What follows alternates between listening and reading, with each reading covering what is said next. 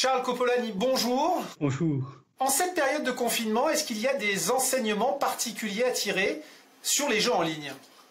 L'offre a considérablement diminué et de ce fait, le produit des paris sportifs a chuté considérablement de plus de 90%. En revanche, le confinement est bien sûr propice au développement de jeux que l'on peut exercer chez soi et de ce fait, le poker bénéficie particulièrement de ce confinement puisque nous enregistrons un nombre de joueurs et une dépense qui augmente de plus de 28% sur l'ensemble du territoire national. Et en Corse, c'est encore plus. Encore plus puisqu'on est à plus 30%. La Corse a des particularités relativement aux jeux en ligne. C'est en Corse que l'on trouve toujours un pourcentage de joueurs par rapport à la population active qui est le plus élevé. Et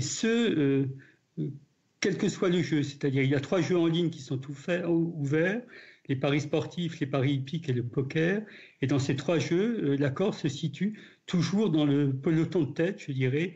Là, en ce moment, il y a tout de même quelques paris sportifs.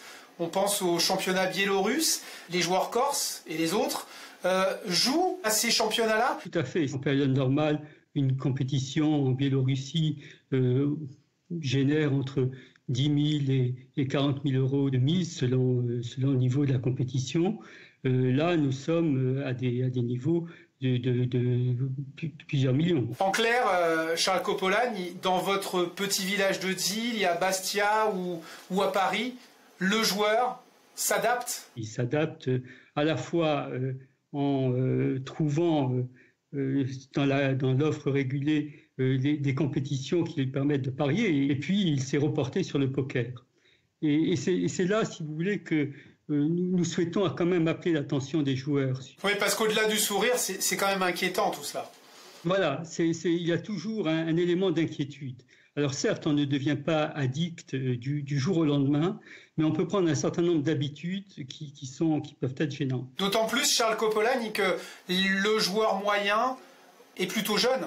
Effectivement, en matière de paris sportifs, 70% des joueurs ont moins de 35 ans. En poker, c'est de l'ordre de 60%.